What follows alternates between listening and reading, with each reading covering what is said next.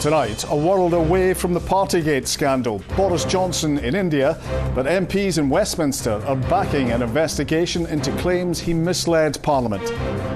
For my friends in Westminster, they must get on with their votes. That's fine. The parliamentary probe won't start until the police investigation is complete. Also on the programme, an STV News special report.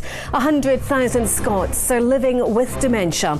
Scientists offer hope new research is bringing them ever closer to better treatments. World cycling comes to Glasgow, but sports governing bodies face criticism over transgender policies.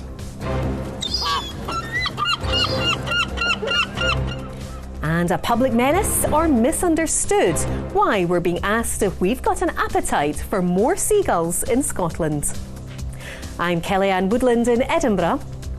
And I'm John Mackay in Glasgow. This is the STV News at 6.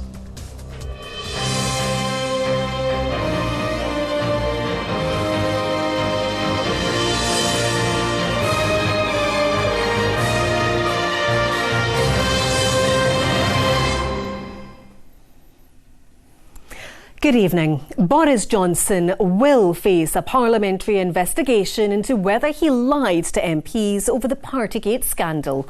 The government dropped their attempt to delay a decision on this just minutes before MPs gathered to debate it.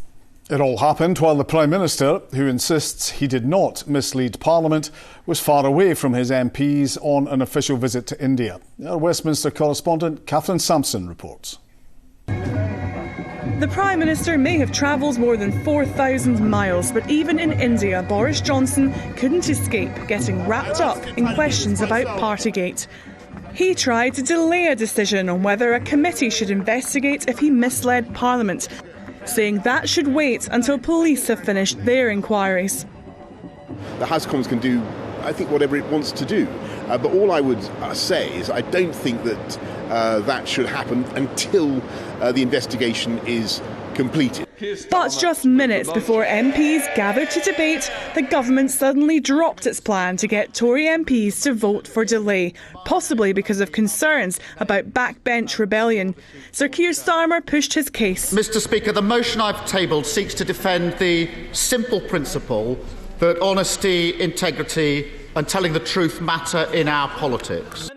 Ian Blackford pushed further with language only allowed by the Speaker today. The truth is simple, and it's this. He lied to avoid getting caught. And once he got caught, he lied again. Tory benches were pretty bare. Few spoke to defend the Prime Minister. Some part of what's before the House today is straightforward attempts to get party political advantage.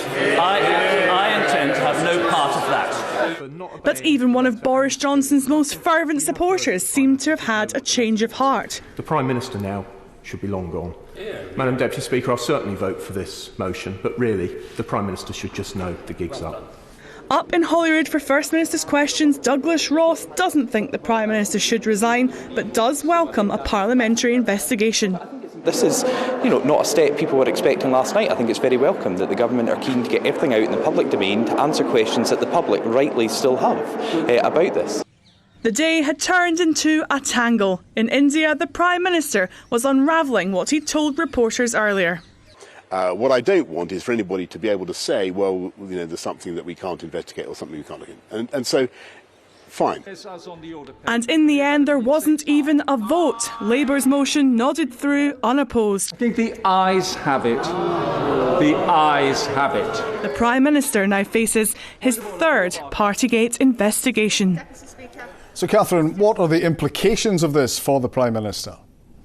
Well, this is potentially a pretty dangerous turning point for the Prime Minister. This is a powerful parliamentary committee that will be investigating him. It could ask the civil servant Sue Gray for the pictures, for the documents that she has been gathering as part of her investigations. Now, Boris Johnson insists he has nothing to hide in all of this, but if he was found guilty of misleading Parliament, he could be suspended from the Commons. Not going to be a quick process, any of this. It could take a number of months. It won't won't start until police have issued any fines they want to in the Partygate saga. We did hear from the Metropolitan Police today, though, who said there won't be any more updates coming from them on this until after the local elections in a few weeks' time. Catherine at Westminster, thank you. In other news, as the war in Ukraine continues, more than 1,600 visas have been issued in Scotland through the Homes for Ukraine scheme. Thousands of refugees expected to arrive over the coming months. Our reporter Louise Hosey caught up with the 52 Ukrainian orphans that were brought here last month thanks to the help of an Edinburgh charity. They are now continuing their studies and their lives, but are hopeful that one day they'll be able to return to their home. An afternoon beach walk, taking in the fresh air and their new surroundings. These orphans from Ukraine are now in Scotland, thousands of miles away from the horrors unfolding back home. The children were evacuated from the city of Dnipro with the help of a Scottish charity and are now living in Edinburgh. 16-year-old Sasha says they've received a warm welcome.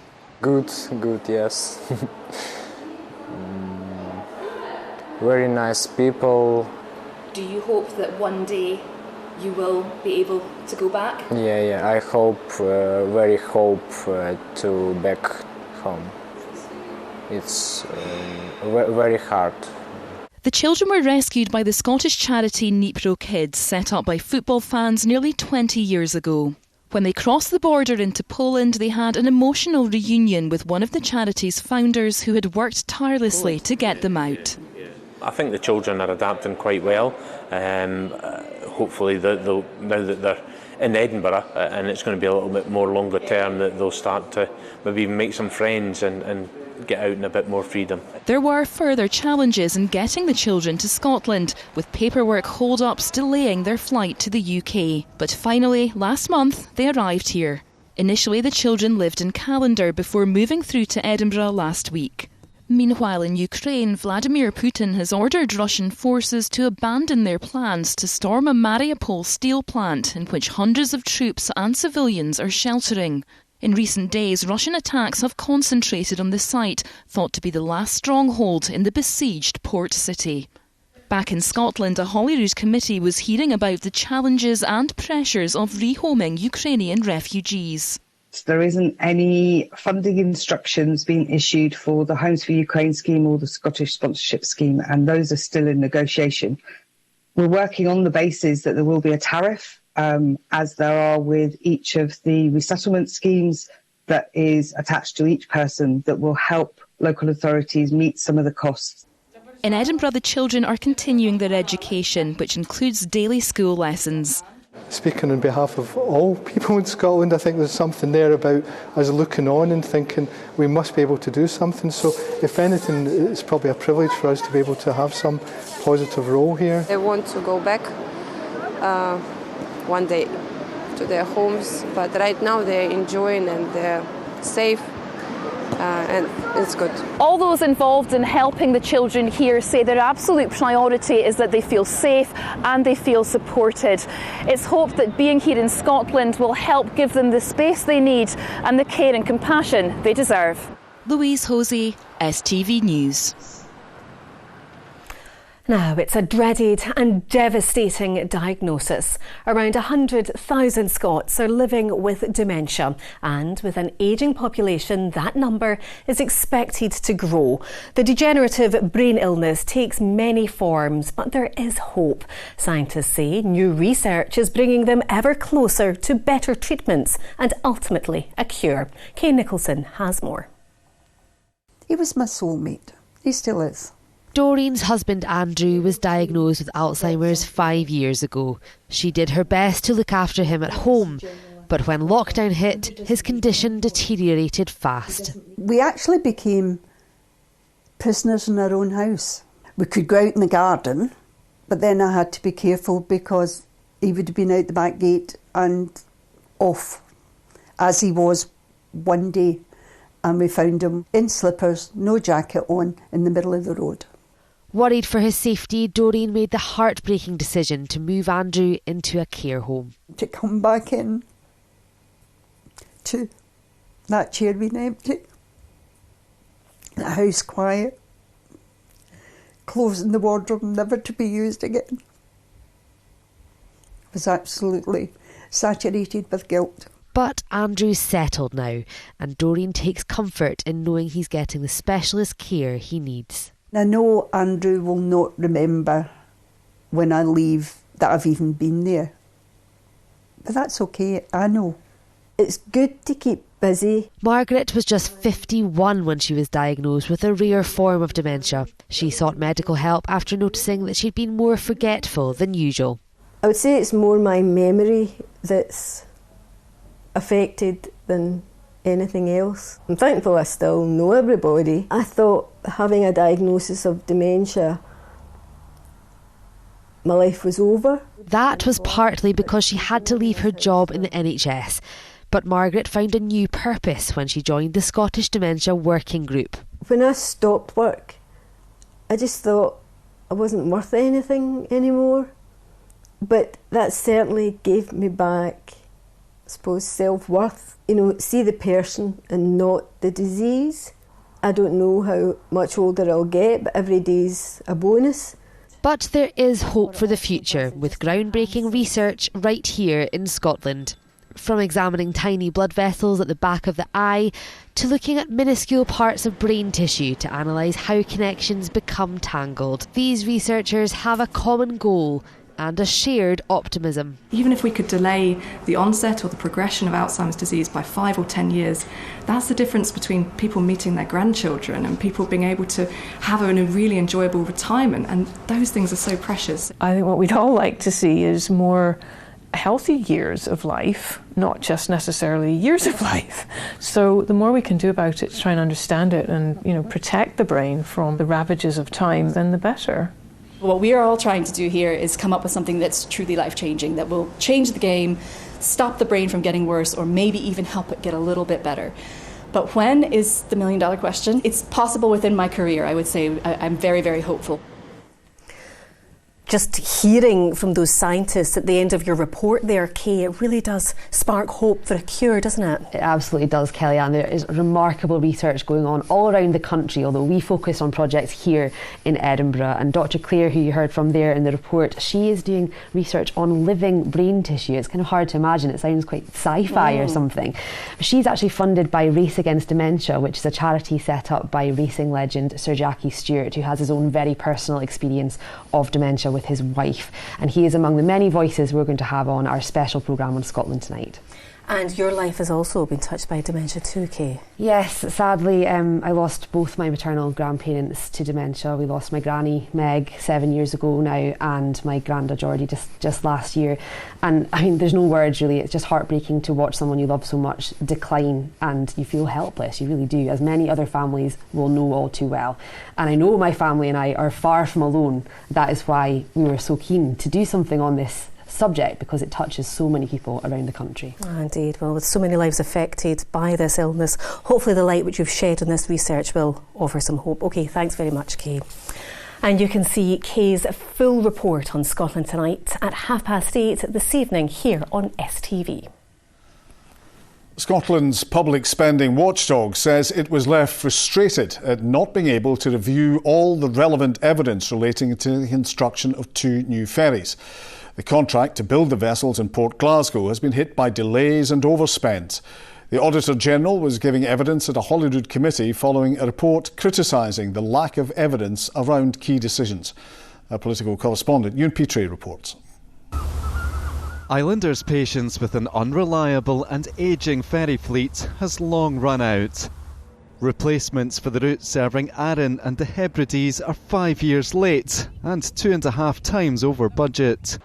A damning report from the public spending watchdog criticised the lack of evidence around why the Scottish Government went ahead with the contract to build the vessels, despite the lack of a full refund guarantee. If there is no documentary evidence, why not? Is it hidden? Is it missing? Or does it simply not exist? We don't entirely know whether it's a case of there isn't a document that supports this important decision, or that we've asked for it and we weren't provided it. How concerned should Parliament be and the public be that you've been unable to publish a report that tells the full story of how this money has been spent and why?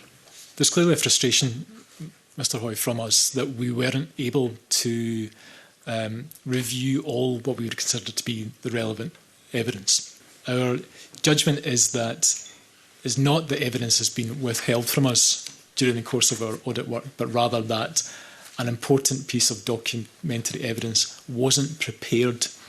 The Auditor General will be back at Holyrood next week to give more detail in his report, with those directly involved in the process, including ministers, expected at a later date.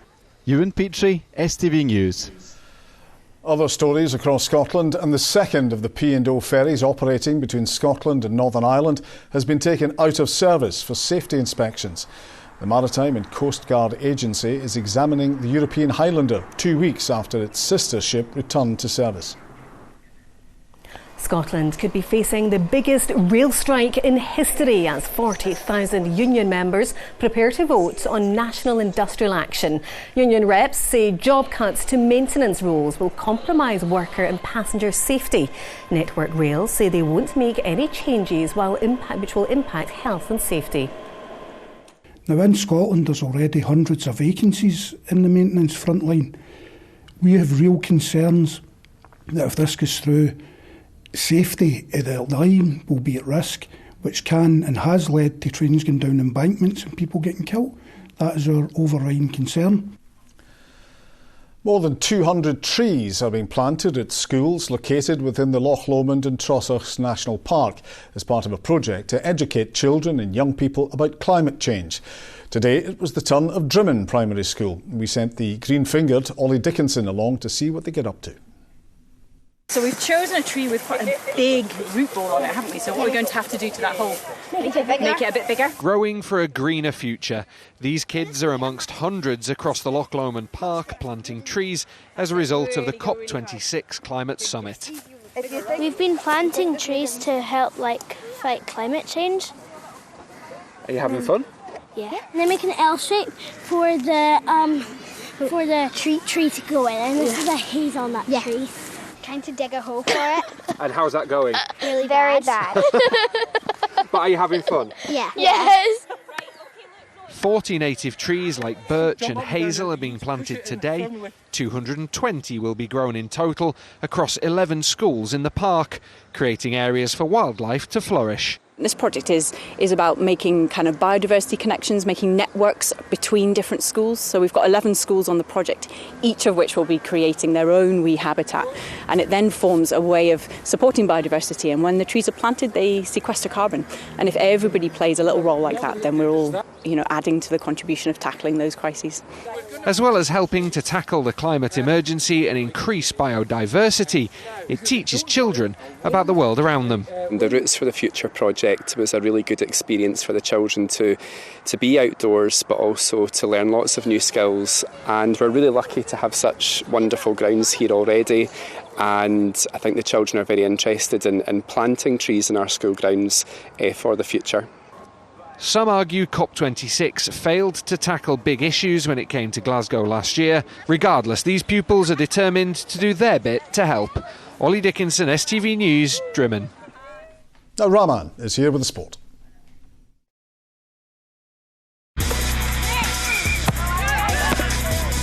Get your fill of the action. STV Sport, sponsored by Papa John's Pizza. A very good evening to you all. Olympic cycling champion Katie Archibald says athletes are being let down by sports governing bodies over their transgender inclusion policies. British Cycling say the issue is the biggest in sport at the moment and hope to have a solution by the summer. Archibald was speaking as one of the biggest events in world cycling. The Track Nations Cup got underway in Glasgow. Ronnie Charters is there for us. Ronnie. Yeah, Rahman, welcome to day one of the Track Nations Cup here at the Sir Chris Hoy Velodrome. Team GB already having success, the men's and women's team pursuits into the final, but it's matters off the track today making the headlines. Double Olympic champion Katie Archibald hitting out at the governing bodies over their transgender policies, saying they're unfair and wrong. Now, due to previous backlash, British Cycling have suspended those policies with an urgent review now pending, with their performance director saying today they hope to find a resolution by the Commonwealth Games this summer in Birmingham. She's one of the biggest names in cycling. Scotland's Katie Archibald has won 2 Olympic golds and will be a huge part of Team Scotland at this summer's Commonwealth Games. But it's comments the 28-year-old made about transgender issues in cycling which are making the headlines. Archibald released a statement calling the governing body's approach unfair to both female and transgender athletes. British Cycling have suspended their transgender and non-binary policy, calling for a consultation from all sports to get involved. The point that she's making is that it just seems to be unfair for everybody. You know, she knows as well as anyone and recognised in her statement it's difficult. She's supportive of the fact that British Cycling is calling for this coming together and bigger discussion across all these different sports. Right now, I think it's probably the biggest single issue facing sport worldwide, and I think it's a very difficult situation to navigate for all sorts of different reasons, from whichever angle that you're taking it. But with the Commonwealth Games in July and the World Championships back in Glasgow next year, when will there be an answer? I suspect that both from a British cycling perspective, from a UCI international cycling perspective, you know, they'll be looking to get things firmed up this summer. So hopefully by the time we get back to Glasgow for the 2023 Worlds, they'll have good clarity. The news comes as Glasgow welcomes the world at the Track Nations Cup, a 4-day event with the best riders in the world. And ahead of the Commonwealth Games this summer, it's a chance for Scottish athletes to put on a show. You know, I say it every time I come back to Glasgow, the crowd, the atmosphere, there really is second to none. I think especially after lockdown and we've not been racing so much, to race in front of a home crowd and actually have a crowd is brilliant, but the Glasgow crowd, they're always really kind of loud and raucous, so I can't wait for tonight. Team GB are set for a gold rush at these events, with the Track Nations Cup running until Sunday. Ronnie Charters, STV News, at the Sir Chris Hoy Velodrome. Sean Maloney says he's disappointed to have been sacked as Hibs manager. He believes he could have turned things around. Earlier this week, Maloney lost his job after just 4 months in charge. Simon boss Stephen Robinson, who takes his side to Easter Road this weekend, says some coaches aren't going into management due to the fear of losing their jobs before they have been given time. I think it's now the norm in football.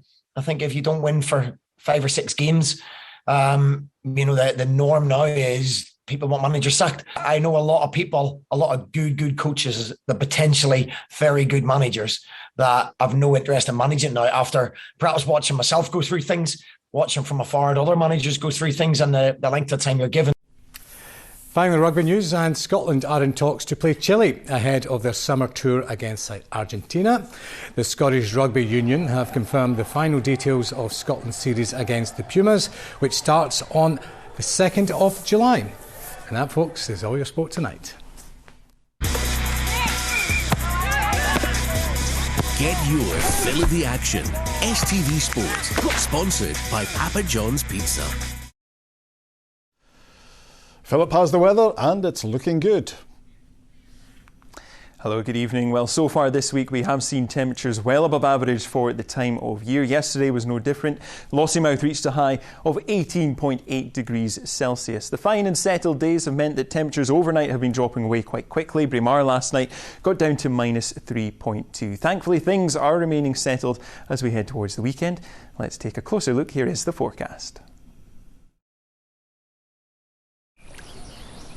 Today's outlook is becoming more and more unsettled.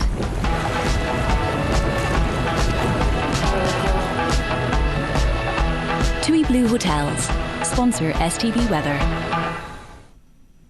Well, for the rest of this week, we're still under the influence of high pressure to the north of the country. To the south of the UK, where there's low pressure over Spain, we're stuck in the middle, and it does mean that these isobars are squeezing together and things will be turning a little windier as we head towards the weekend.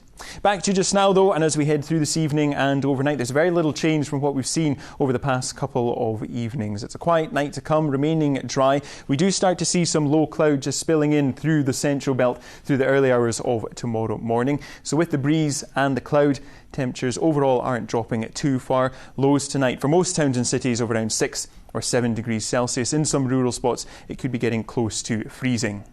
Now looking ahead to tomorrow, like I said, high pressure is still dominating our weather. So overall it will be another fine, dry and settled day. That low cloud does linger through the course of the morning through central parts, but it will burn off, and then through the afternoon it does remain dry and there will be plenty of sunshine around. Western areas seeing the best of the brightness and the highest temperatures, highs of 17 or 18 degrees Celsius. Slightly cooler further east, where we've got the cold air moving in from the North Sea. Looking ahead to Saturday now, a similar day to come. The only difference is that there will be more in the way of clouds around. The best chance of any brightness further west, though, once again with highs of 16. Bye-bye. TUI Blue Hotels. Sponsor STV Weather. Philip there with the weather. And finally from us, they're the pesky birds that want to steal your fish supper. They're spending more time though in our towns and cities and swooping on people on a day trip to the seaside. But with seagulls moving away from their natural habitat and pestering us instead, experts say they could become an endangered species. We sent Polly Bartlett to Largs to find out more. Swooping down on the hunt for prey, which these days is usually one of our fish suppers. Well, just along there, and the kids were sitting with the food, and the seagulls were flying down, grabbing them off them. We had to move to the car. I opened up, turned around, somebody shouted at me, and next thing, dinging away. I'm quite surprised. I haven't seen any, but I don't want to be sharing my fish and chips with them. Do you share yours with the seagull? No, it's a dear. I don't like my fish supper. Here the gulls are getting so greedy, some locals are taking matters into their own hands. Yes, we have a hot kite, which we bring out on occasions when the seagulls are particularly bad. We fly it up on a pole, and it does seem to scare them away. They do seem to be getting bigger and bigger year on year. Yeah, I've definitely noticed that. And yes, when it is busier, there's certainly more, so they are kind of attracted to people and the food that the people feed them with, yeah. Despite their bold behaviour, the seagull population is actually in decline. Their habits are changing because more food is available in towns and cities. While I can appreciate, the difficulties, the problems they present some people, I think if we didn't have them, we'd miss them. Well, they may be getting bolder and possibly even bigger, but I can confirm these pesky birds, well, they do have good taste. Do you want another one? Polly Bartlett, STV News in Largs. The seagulls, but they're quite cute, don't you think, John? John?